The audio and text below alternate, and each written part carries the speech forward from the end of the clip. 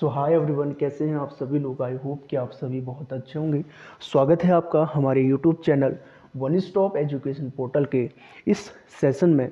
आज जो हमारा टॉपिक रहेगा वो रहेगा स्टैटिस्टिक्स का टॉपिक नंबर 2, जिसमें हम जानने का प्रयास करेंगे आपका sampling and non sampling methods के बारे में, यानी प्रतिचयन और गैर प्रतिचयन विधियों के बारे में, जो कि स्टैटिस्टिक्स के काफ़ी इम्पोर्टेंट टॉपिक है। यहाँ से काफ़ी बार जो है क्वेश्चन बनते हैं।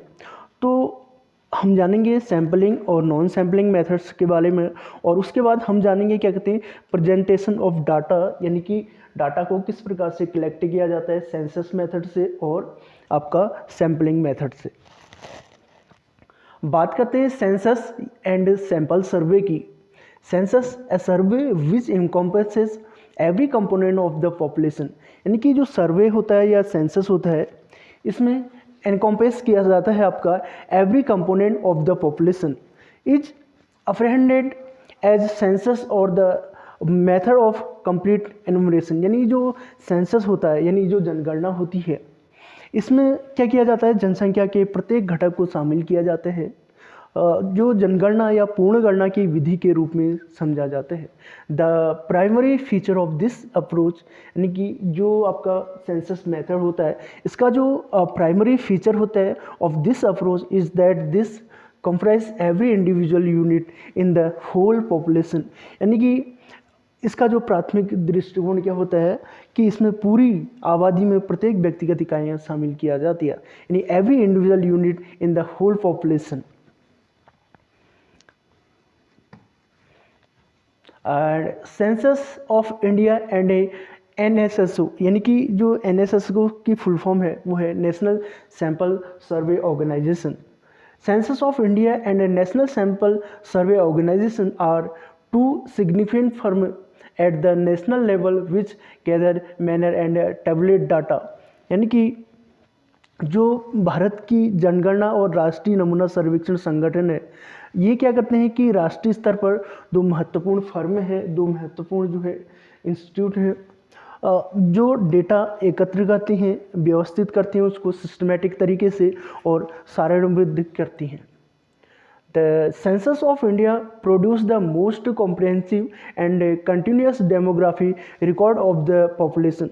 यानी कि जो भारत की जो जनगणना होती है, जनसंख्या का सबसे व्यापक और निरंतर जनसांख्यिकी रिकॉर्ड बनाती है।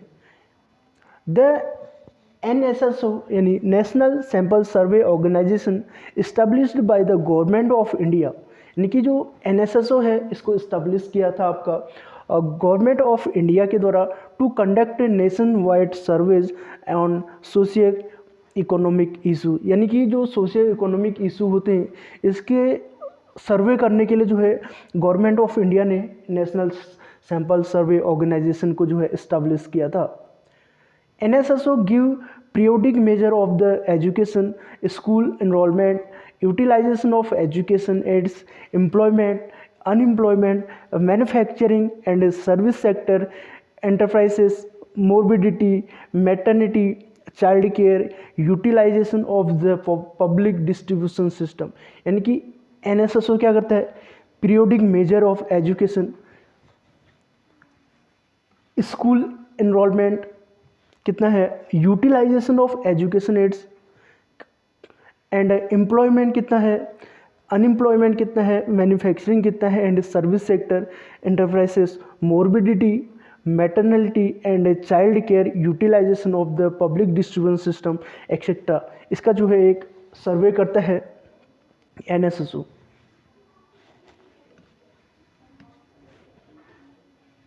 सैम्पलिंग मेथड, यानी जो सैम्पलिंग मेथड होता है, यानी नमूने लेने का जो तरीका होता है, इसके बारे में जानते हैं। The sampling is a statistical process of selecting few representative from the population. The sampling क्या होता है, इज ए स्टैटिस्टिकल प्रोसेस, एक स्टैटिस्टिकल प्रोसेस है of selecting few representative from the population called as a sample on the basis of which the characteristics of the total population can be ascertained। यानी कि जो आपका sampling होता है या नमूनाकरण होता है वो होता है आबादी से कुछ प्रतिनिधियों को चुनने की एक सांख्यिकी प्रक्रिया है। यानी कि पॉपुलेशन में से जो है किस प्रकार से हम जो है सैंपल चुनेंगे उसकी एक प्रक्रिया है, जिससे क्या कहा जाता है, नमूना कहा जाता है, जिसके आधार पर कुल जनसंख्या की विशेषताओं का पता लगाया जाता है। यानी कि सैम्पलिंग मेथड के माध्यम से टोटल पॉपुलेशन की क्या करेक्टरिस्टिक्स हैं, characteristics of the total population can be ascertained. Since the sample selected should reflect the true characteristics of the population, the researcher must decide which sampling method should be used.